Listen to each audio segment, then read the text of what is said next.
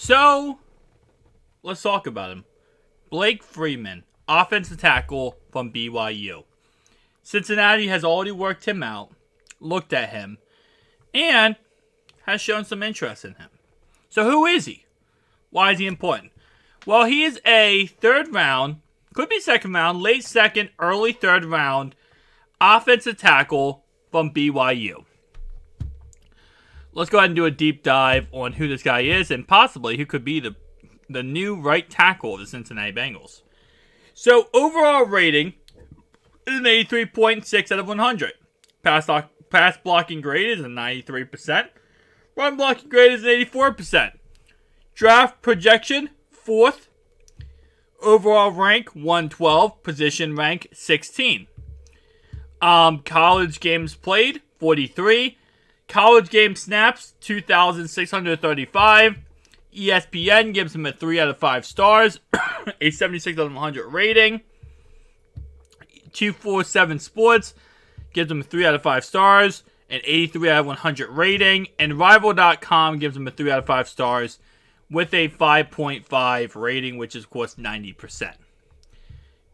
Blake Freeland from Harriman High School was rated a 3-star recruit by ESPN and handed a 3-star grade by 247 Sports. Following high school, Freeman opted to join BYU. In 2019, as a freshman, Freeman saw action in 7 games and played a total of 502 snaps for the Cougars. He allowed 10 quarterback hurries, 4 quarterback hits, and 1 sack while playing at right tackle. As a sophomore in 2020, he played in 11 games and totaled 452 snaps. He conceded 11 quarterback hits, 11 quarterback hurries, 3 quarterback hits, and no sacks while playing at right tackle. In 2021, as a junior, Freeman saw action in 13 games and totaled 876 snaps. He gave up 3 quarterback hurries, 1 quarterback hit, and 1 sack while playing at left tackle. So at right tackle, he gave up a total of 1 sack in 2 years. And then he moves to left tackle and he gave up 1 sack his first year at left tackle. In 2020, as a senior, Freeman saw action in 12 games and played a total of 805 snaps for the Cougars. He allowed 5 quarterback hurries, 3 quarterback hits, and no sacks playing left tackle. So it looks like he was right tackle, allowed a sack. Next year, perfect, right? Absolutely perfect. Goes to left tackle. Kind of struggles a bit, allows a sack. Then, his final senior year, 0 sacks. So what I learned from that right away, right, when I hear that, is that this guy can learn different things. He's versatile. He's not going to be perfect at it when he first goes in and starts something, but he's going to be above average and good enough to get the job done, and then he's going to master it very quickly. Here are his strengths. Outstanding on reach blocks, showing good initial quickness and flexibility to seal the backside. He's a heady player who is quick to recognize and react to twists and stunts up front. And Freeman shows a good sense of timing on combo blocks. In the run game, he shows good bursts off the line of scrimmage with the ability to win at the point of attack. Freeman has enough speed and athleticism to move to the second level and land blocks. He's a fluid mover in pass protection with a great coordination between his upper and lower body. He sets with a wide base, has the core strength, and plays with natural balance, capable of sitting back and handling power. He plays with natural leverage and has the strength to anchor against the bull rush. He also packs a violent initial punch that can stand up to pass rushers. Uses his hands well with good hands placement to maximize his power punch. Freeman shows impressive coordination between his upper and lower body when moving in pass protection. His weaknesses: lacks instincts as a pass protector, oversetting and getting beat inside. Can be beat off the edge, coming out of his stance, lunging to reach speedy wide rushers. Yeah, wide rushers. Sometimes Freeland simply gets too impatient and sits back in his set, reaching and lunging, and displays poor balance. Despite being fluid, he still has a little wah as a pass blocker, looking choppy and unnatural when moving back in his set, often playing too upright. And then it has right here his percentage other offensive tackles. Versus other offensive tackles. So 40 obviously is 94.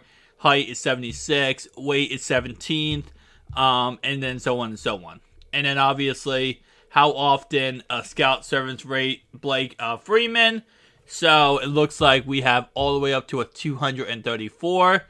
All scouts average rating is a 95.7. His position rating obviously is 23. So let's go ahead and learn more about him from his NFL draft profile. Prospect grade is a 6.14. Good backup with potential to develop into a starter. And this is actually another thing that I've talked about many times when it comes to taking a right tackle. Just because you take a right tackle in the draft does not mean he's going to be automatically a starter.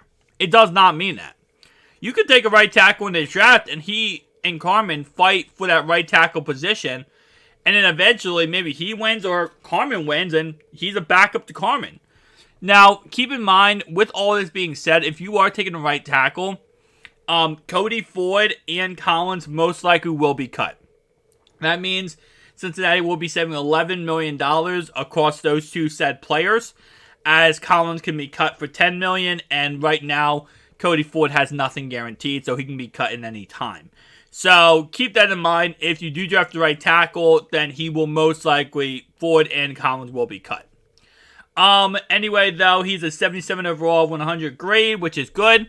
A 69 out of 100 production grade.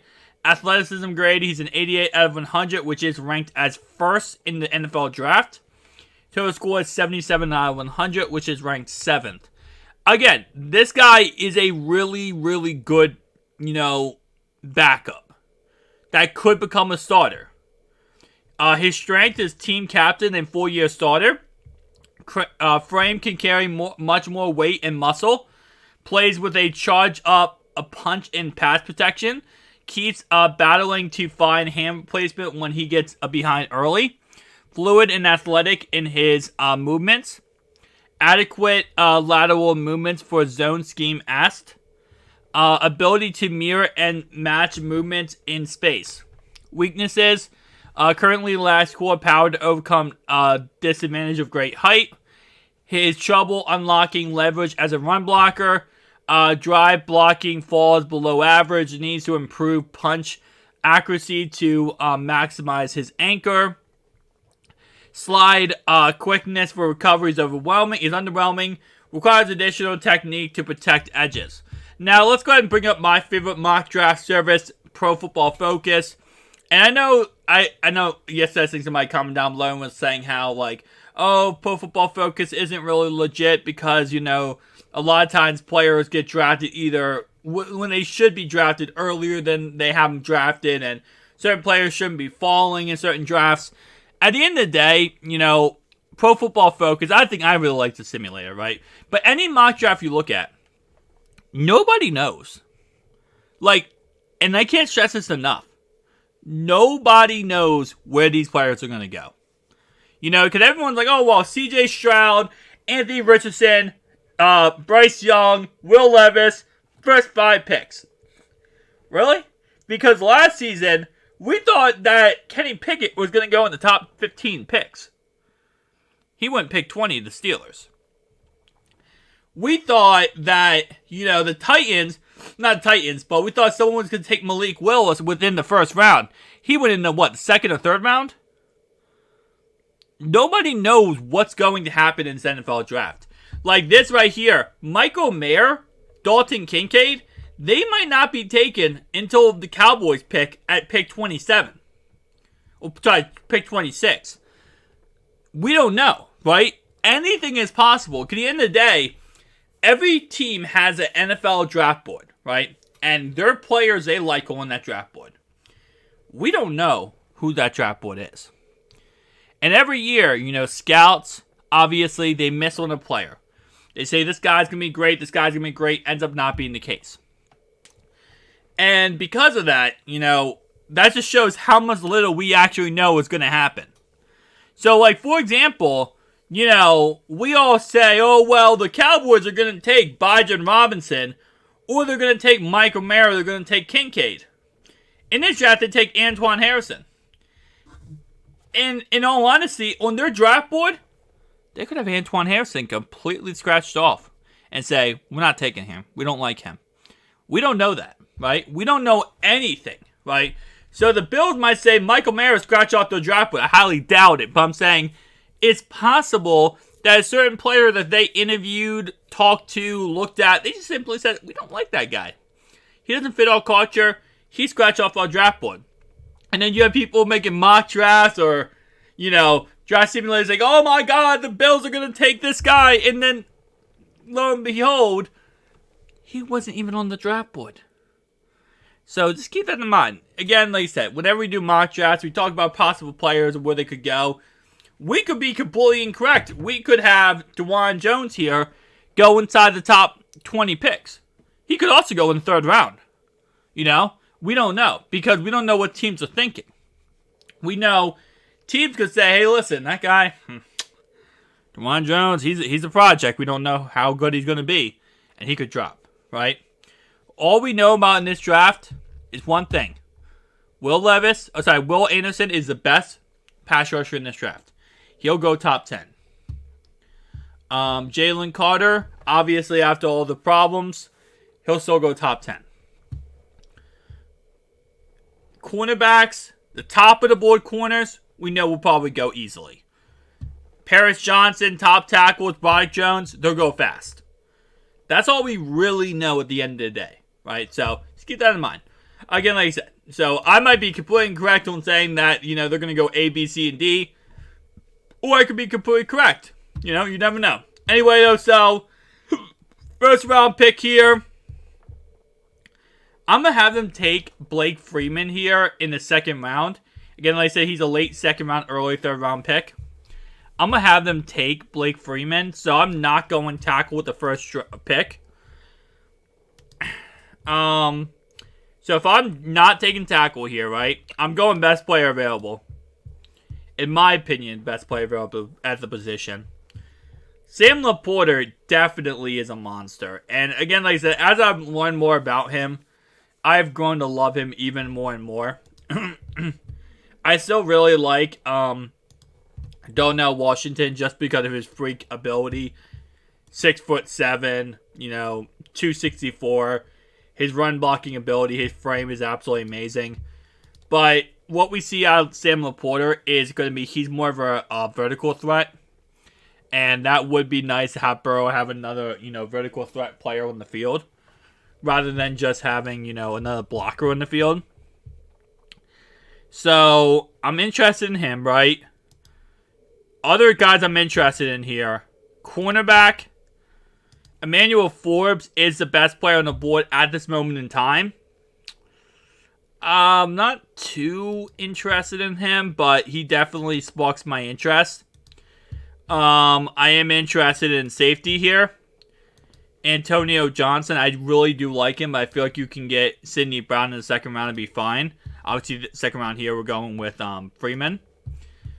Cansey, I don't think Cansey will still be available at this time, but he is definitely a star pass rusher that can get out to the quarterback in any way possible.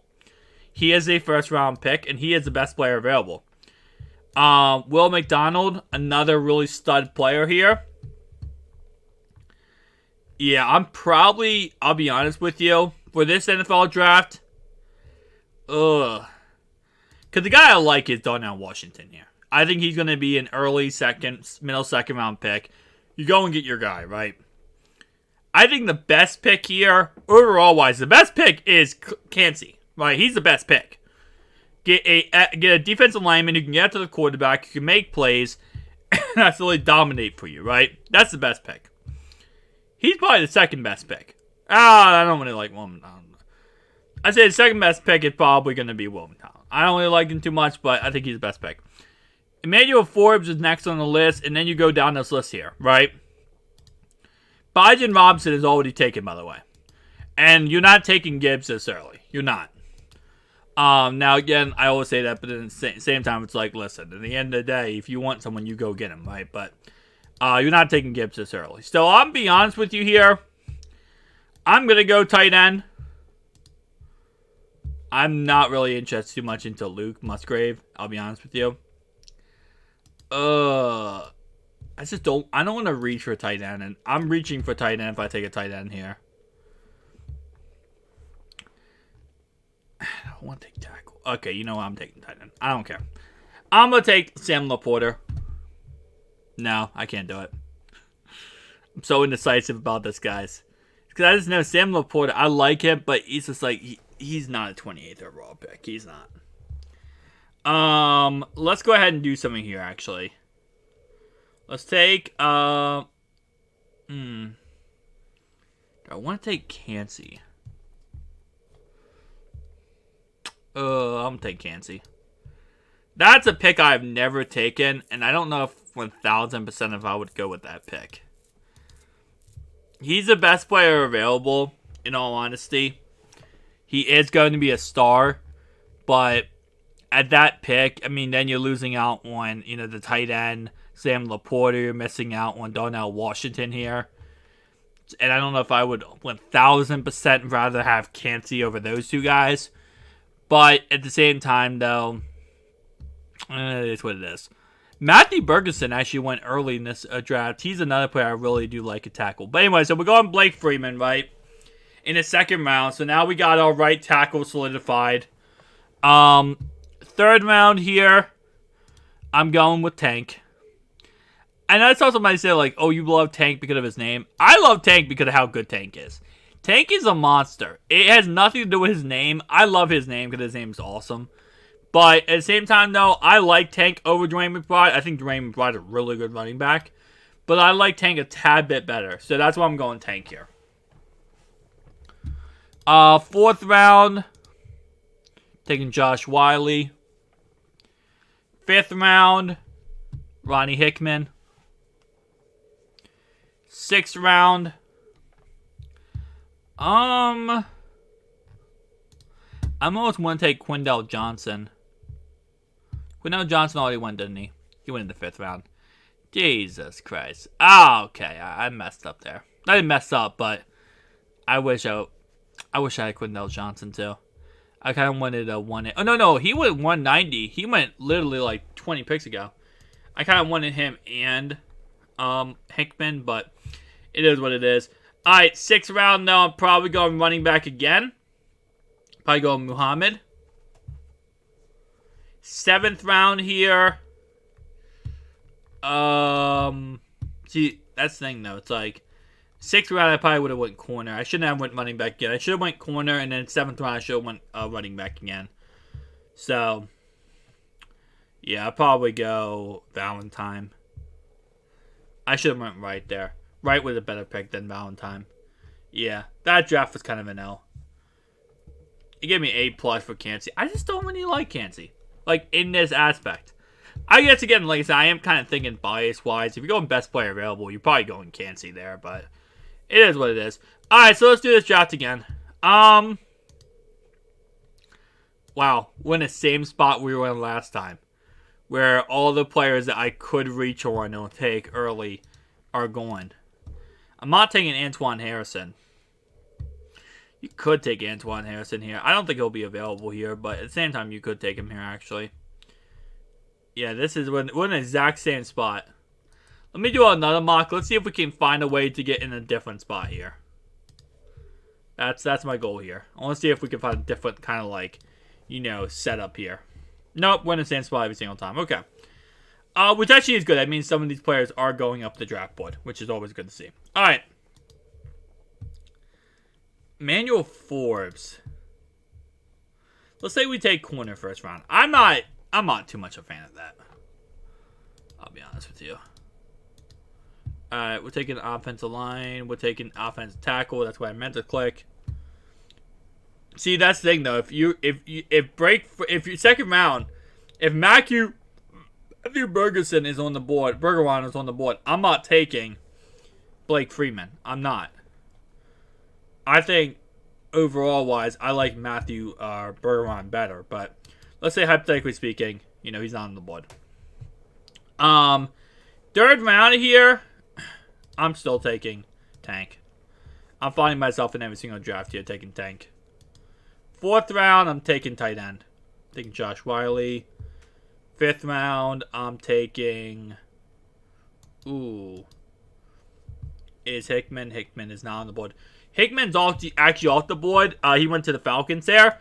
But Quindell Johnson is on the board, and I'm taking Quindell Johnson. So here's how I would have changed everything. Sixth round, I'm taking a corner. Instead of another running back, I'm taking a corner here. Yeah, I was just about to say I'm probably going with Khalif here. And then seventh round is when I'm probably taking another running back. I'm probably taking Muhammad. I could have taken Muhammad last draft in the seventh round, so that's another reason why I wanted to redo it. Yeah, they don't like my Freeman pick in the second round. I don't blame them, especially if Matthew Bergeron's on the board. I probably wouldn't do it. They just hate this Josh Wiley pick no matter what, but it's whatever. See, the reason why they hate this pick, by the way, is because Wiley could be he's a late 4, kind of early mid 5. So that's why they hate that pick so much. But cornerback, I kind of just picked a random one. And then, so overall wise, I'm going to tell you right now, I could not see them going corner in the first round. Could not see them going with a pass rusher in the first round. Unless it is Nolan Smith from Georgia. Other than that, though, I could not see them going defensive line.